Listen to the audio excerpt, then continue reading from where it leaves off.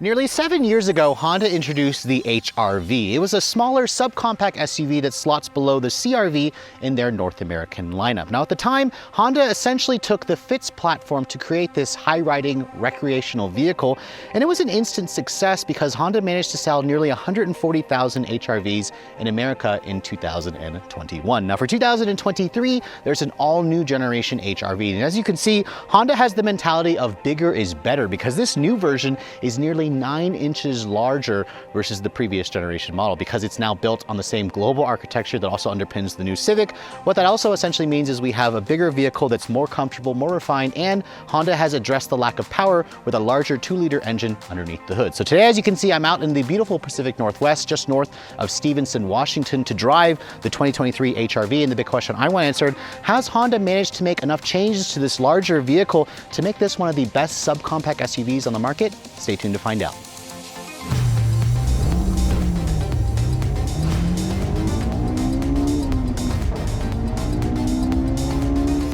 So I'm gonna try my best to not get eaten alive by all these pesky mosquitoes and bugs that keep surrounding me. But before we talk about the styling of the new HR-V, I wanna first show you guys the powertrain because sadly, the old HR-V was one of my least favorite newer Honda products because it was just horribly underpowered. It used the old Civic's 1.8-liter VTEC 4-cylinder. Now Honda has replaced it with a larger 2-liter engine. This is the same 2-liter VTEC double overhead cam K-series 4-cylinder that we find in the 10th generation Civic. And in this car, it makes 158 horsepower and 138 pound-feet of torque. Now, those numbers are roughly 17 more horsepower and 11 more pound-feet of torque versus the previous generation. It all goes out through a continuously variable transmission, a CVT, which Honda also says they've updated the ratios this year for more responsiveness, better fuel economy, and better acceleration.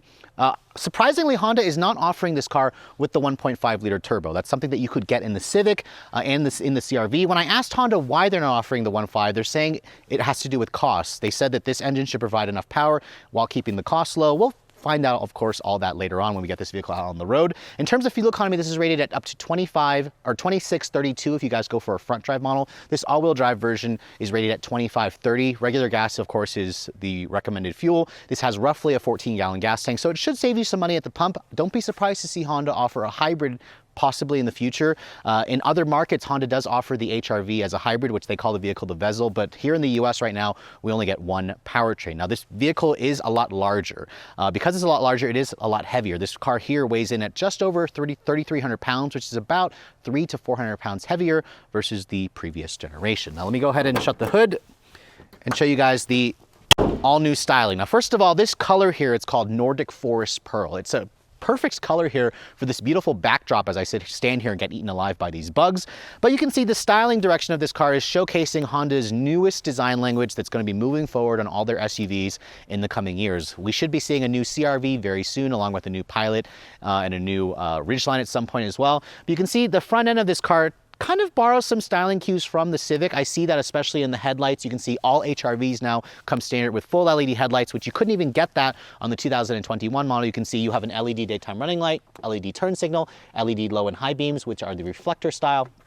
And then you can see here the grille on this EXL trim, which is the top of the line model. It has this kind of beautiful gloss black look. If you guys go for the sport trim will have kind of a flat black look or matte black look to give it a slightly different appearance. You can see down here at the front splitter, it's also got that gloss black look. No fog lights on this vehicle, which I believe the previous generation had that, so I don't really like how they took away the fog lights. There are some functional vents here along the side, along the front of the car. And you also have well-integrated parking sensors on the XL. What's interestingly designed is the fact that you have kind of like the Honda emblem here, which is not in the actual grille. Some people have told me that this car kind of looks like the new Ford Escape.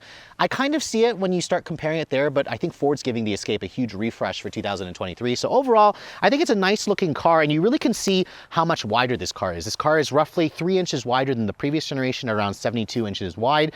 So it's a much more substantial car, but when you start looking at the side profile, remember, now that this is riding on the new Civic's chassis, its overall length is 179 inches long. That's 8.7 inches longer versus the previous generation. Its wheelbase is 104.2. That's about 2 inches longer overall.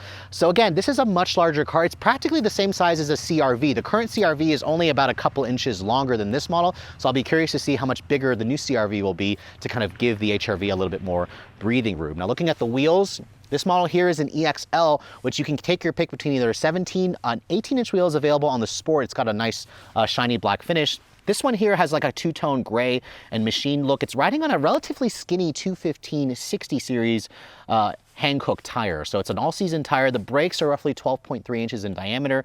You have a floating single piston caliper design. The rotors are all around 12 inches. You can see this EXL also has a gloss black painted fender flare. If you guys go for a Sport, it'll have that matte black look. And HRVs now have roughly 7 inches of ground clearance. If you get the Sport with the 18-inch wheel, Honda says you get around 7.3 inches of ground clearance. So again, better ground clearance, but you're not going to be taking this vehicle too far off the beaten path. It's an HRV. If you want something that's more off-roady, make sure you look at a Subaru Crosstrek or a Jeep Renegade. Now looking at the side mirror, you can see it's a nice body colored look with the side mirror indicators.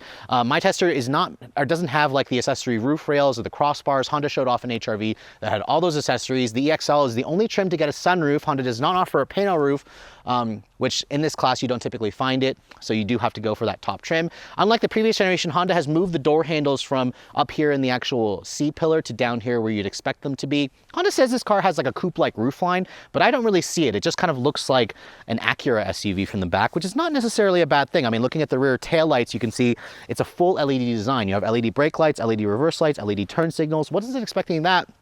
And you can see here, HRV badge over there. You can also get a dealer accessory that'll black out these chrome badges. There's also a nice all-wheel drive badge that's kind of hidden underneath the rear wiper here. You can't really see that, it's pretty subtle. And then over here, you can see there's nicely integrated parking sensors. No visible exhaust tip on the EXL. If you get the Sport, you get a single chrome outlet here on the passenger side underneath the rear bumper.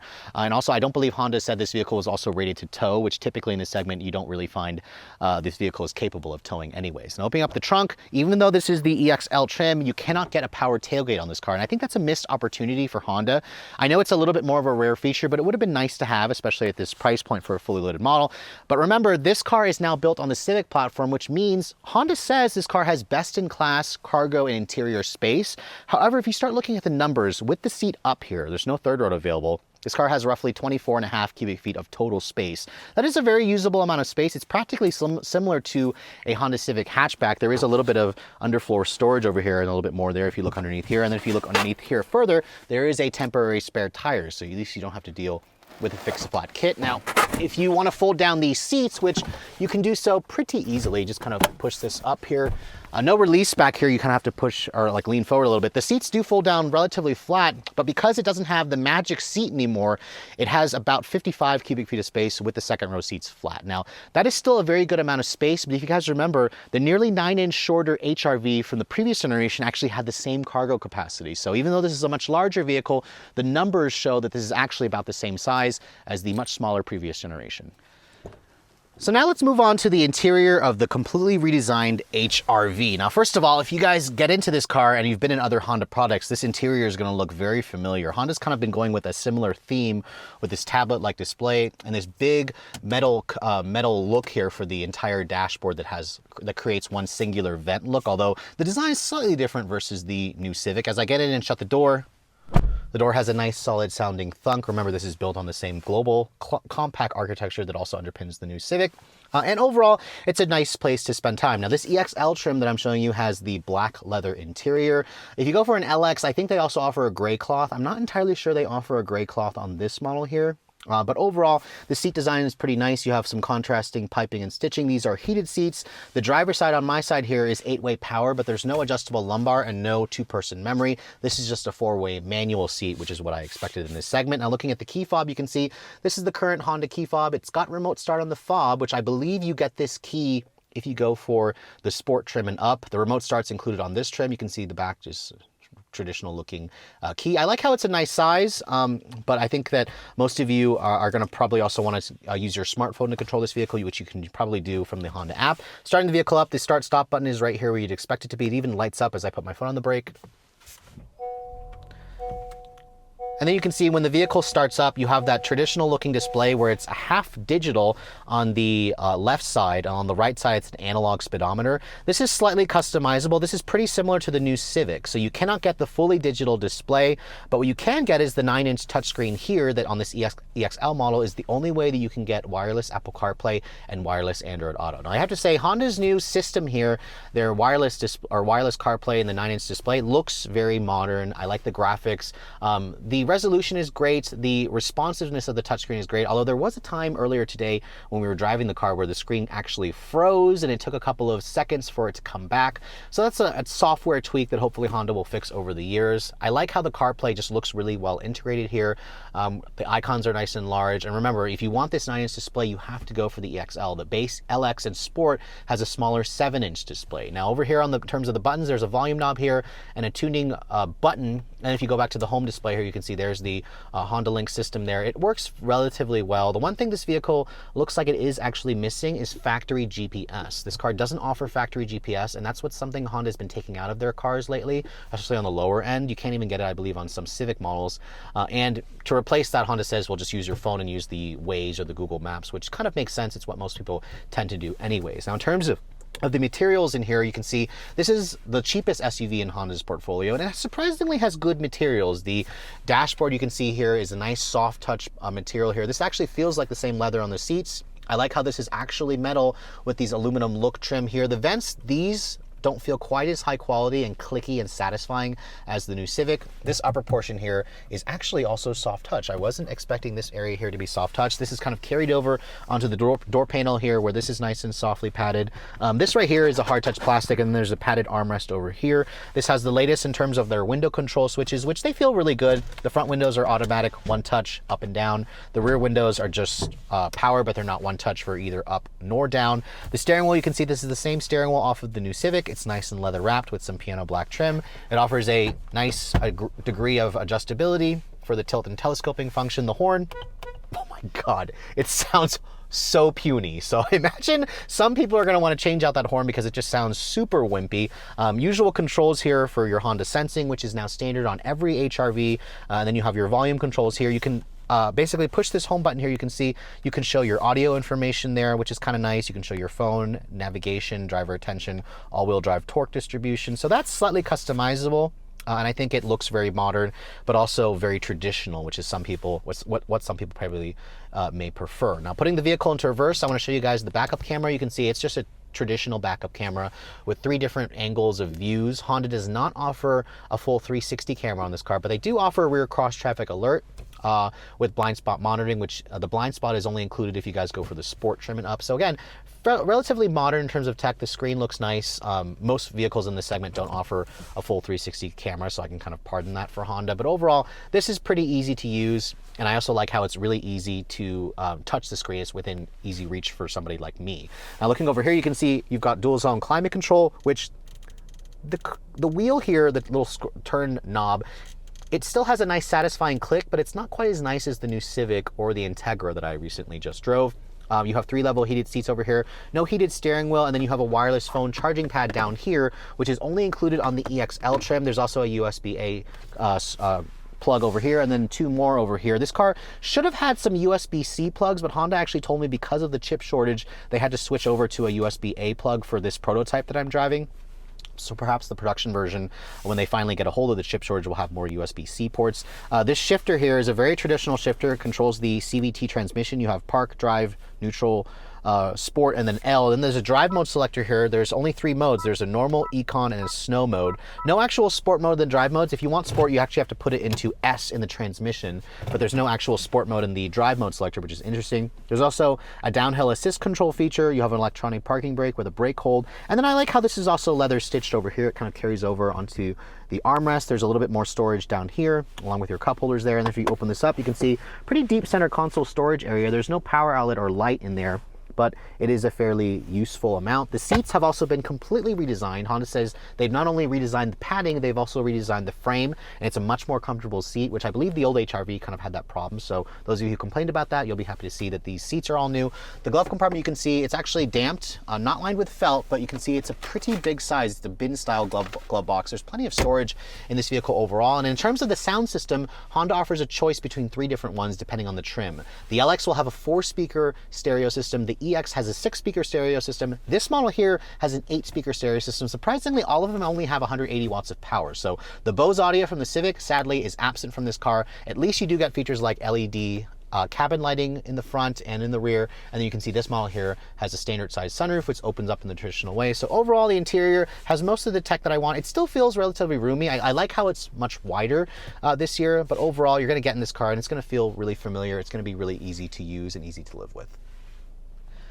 Now moving to the back seat of the new HR-V. Now the one thing I want to show you guys first, remember the old HR-V was built off of the Fit. So it had that magic seat, which you could literally flip this up to actually create a flat floor here where you could put items that were like up to 4 feet tall. The new HR-V obviously doesn't have that feature, but what I want you guys to notice when I fold this seat down, look at the seat bottom cushion. It actually kind of goes down a little bit on its own. That helps to create that kind of flatter load floor. Now it's not as flat or as versatile as the old HR-V, but this is pretty class competitive, so Honda again had to make a sacrifice, a trade-off here, because the rear seat, they say, is a more comfortable place to spend time. They say the seats themselves have been redesigned, so the cushions are more comfortable, and I'm definitely noticing as I get into this interior, or get into this back seat. Now Honda says there's 37.7 inches of legroom back here. That is a fairly good amount. In fact, the floor here is almost completely flat, which is definitely nice. There's good foot space. Somebody like my height, I can kind of get back here and get pretty comfortable. In terms of the headroom space, there's also a good amount of headroom. The sunroof doesn't actually intrude. There's a nice little cutout area here to give you more space. However, the old HR-V by the numbers had 39 inches of legroom. So this technically has about 1.5 inches less, but you can see here, the numbers aren't always everything because the space I think feels really good still. You don't have any rear seat air vents. You can see there's just a massive hole here. There's also no power outlets or no heated back seats. Wasn't expecting that. Honda only gives you one storage pocket here on the passenger side. And then surprisingly, there's no armrest here. It really frustrated me that there was no armrest. Would have been nice to have. But overall, you do have adjustable headrests, and it's not a bad place to spend time. The rear seat materials, you can see hard touch plastic material here, but it is padded right here where my elbow would rest, and it's also kind of a nice leather stitched material. And then Honda is very proud of these lights back here. You can see these lights actually have a touch sensitive sensor where if you, well, right now the door's open, but basically you can kind of just basically tap it. The LED light will kind of fade in and fade out. It's a really nice feature, but honestly, I would have probably traded that to have rear seat air vents and power outlets back here. So again, kind of a trade-off, but overall, it's still a relatively nice place to spend time. One of the larger back seats in the segment. All right, so Rob and I are back in the beautiful Pacific Northwest where we're driving the 2023 Honda HR-V. Now, the last time we drove an HR-V, we were actually at the LA Auto Show in Los Angeles. We had like 4 people and all of our crap, and it was a terrible experience. I mean, one of the slowest new cars on the market was literally the previous generation HR-V. So for this new version, Honda switched a lot of things up. We're on the Civic's platform now. We've got a bigger 2-liter engine with VTEC, but not the turbo. It's not the 1.5 turbo, which is kind of disappointing. And it does have 158 horsepower, which is 17 more than the old one. But this car is now almost 400 pounds heavier. So Rob thinks this car will get to 60 in 9 seconds, 8.5 to 9. 9 to 4. Yeah, I think he's being slightly optimistic. I'm gonna say it's more like 10.5 to 11. Now, I'm not entirely sure if we're at elevation, but keep in mind, I do have Rob in the car, so I'll retest this car. Yes, because he's so fat. I'll retest this car when I get it back home for a week, but let's go ahead and see what this car can do. Now, there is no sport mode in the drive mode. Instead, it just has normal, eco, and snow. So I'm gonna leave it at normal, but I'm gonna put the transmission into S mode. This model here that we're driving is the EXL. It has a CVT, a revised CVT, and it is all-wheel drive, which I suspect most of you are gonna choose it with all-wheel drive. So let's go ahead and see what this car can do out on the road. Again, it feels way more refined than the old one, that's for sure. You're gonna notice the 4-wheel independent suspension right away. You're gonna notice the bigger size of this vehicle. It just feels a lot more upscale, and that's something that the new one definitely needed. I'm 90% sure this is pretty hot uphill, but that's fine. It looks level to me. All right. All right, I've turned off the traction control and I'm gonna try to launch it just slightly, but let's see what it can do.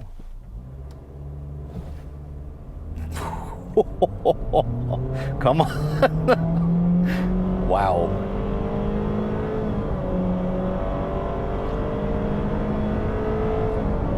Oh no. 11.36 seconds, and that's actually pretty level. 0.2%. Yeah. Now, all right, I'm gonna let's try it one more time. I'm gonna leave it actually, I'm not gonna brake torque it this time. I'm just gonna floor it. Let's see if that makes a difference. Still very lethargic off the line. I think brake torquing was a little bit better. 11.44. And that section was going a little more uphill. So 11.3 is what we got. So Rob, I won the bet. You won the bet. This is flat. This is flat. This is flat. All right. Just to make yourself feel better, let's do it one more time. Right, come on, get it this time. Should I brake torque it again? Yes, brake torque it. Give it the beans, all of the beans. It's floored. Every bean it has. It's floored. Whew. I have too much coffee. That's what. Yes, absolutely.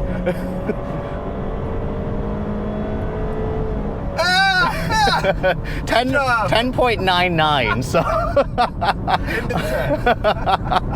I mean, the old HRV was like a 12 to 13 second car. So is it an improvement? Yes. Is it enough of an improvement? I think not. I think Honda really missed an opportunity here by not giving us the 1.5 turbo in this car. And the reason why they didn't, like I said earlier, cost, which I think is a PR answer, and I think that they should have put the 1.5 turbo in this car. I also am disappointed that there's no hybrid option. Now, I am expecting Honda to eventually offer a hybrid option in this vehicle because Toyota just introduced it in the Corolla Cross. The segment is exploding, and we should be seeing more electrified options coming in the future. But overall, as a base engine, you know, those of you who are coming from the old HRV into this, it is an improvement, but what I think you're going to notice the most with this car in terms of the improvement is just the refinement. The car feels basically like I'm driving a Civic SUV. It's like a Civic feeling SUV.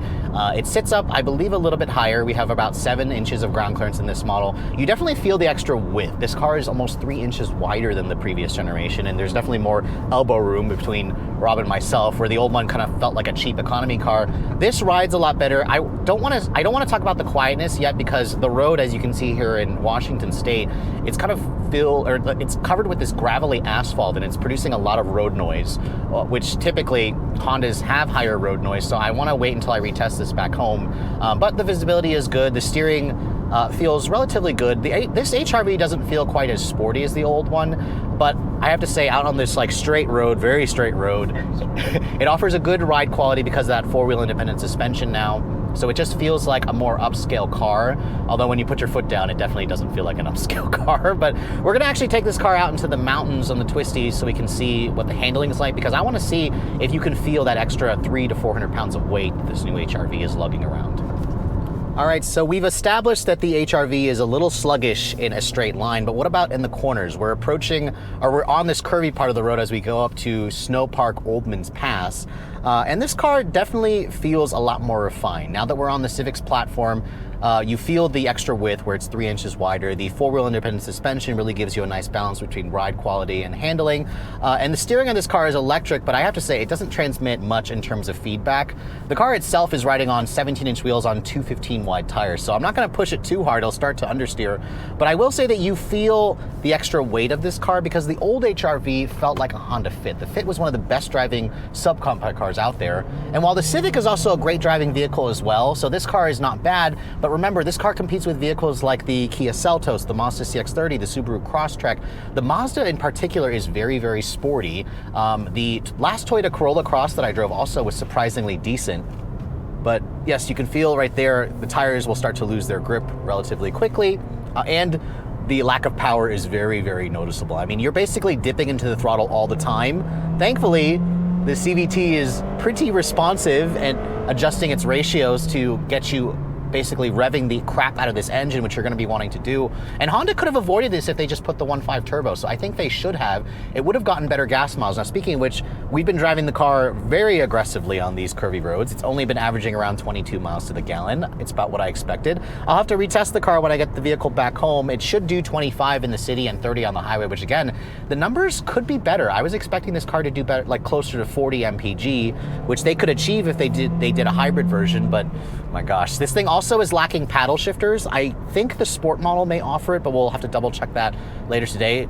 Not like you'd be using the paddle shifters anyway, so we have the car in Sport. There's also a low mode here, which Rob was suggesting I try it in this mode here to see if I can get a little more power. But what it does is it just keeps the engine revs even higher, and it also gives you more engine braking. So Honda probably wants you to be in the Sport mode here. This car could also use a Sport mode in the actual drive mode selector. But other than that, it's a perfectly competent driving vehicle. It's just no longer the sportiest drive, but it is more refined. And I think that for the demographic of buyer that's going to be buying this car, they're probably going to prefer greater refinement versus greater sportiness. So after spending the day driving the brand new 2023 HRV here in the beautiful Pacific Northwest while trying to avoid getting eaten alive by all these bugs, let me give you my final thoughts on the new HRV. Now, first of all, by moving to the Civic platform, they've made this a much more refined vehicle. As you guys saw, the four-wheel independent suspension, the stiffer chassis, it just makes for a more refined, premium feeling car. What this car did lose, however, is kind of like the crudeness of the old model. It's not quite as sporty to drive, which is fine for most people.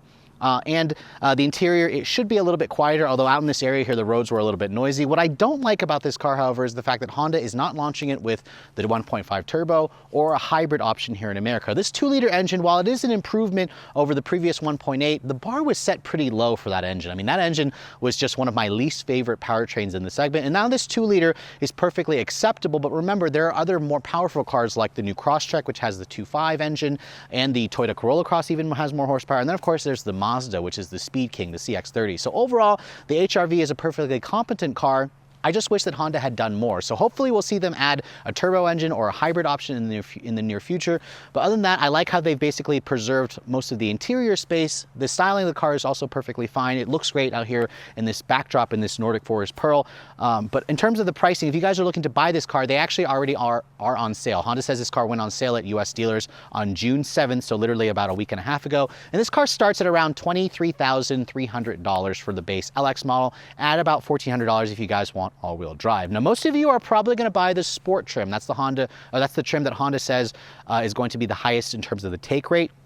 It's about $2,000 extra versus the LX trim, and I suggest going for that trim because you get the 18-inch wheels, you have the slightly unique look, you get the upgraded interior with the better sound system. This EXL trim that I'm showing you with all-wheel drive starts at $28,650 plus $400 for this color and $1,200 for destination. You're looking at a total price of around $30,650, which over 30 grand is actually kind of expensive. Remember, this is a couple grand more versus the old HRV, and if you look at some of the competition, you could also load it up the Mazda CX-30 or a Subaru Crosstrek to be well over $35,000. So the HRV is at a good value, but there's also some corners that Honda cut to make this car a little bit more affordable, which I suspect they may address those issues with an upcoming refresh. They really need to offer is a turbo or a hybrid option that would really improve the HRV's overall experience for me. Well, with all that said, I hope you guys have enjoyed my full overview on the brand new 2023 Honda HRV. If you're also looking to see the latest cars I'm testing, be sure to follow me on Instagram at redline_reviews, like us on Facebook, and as always, guys, please keep subscribing to the Redline Reviews YouTube channel for all the latest reviews. Thank you so much for watching. I'll catch you all in the next video.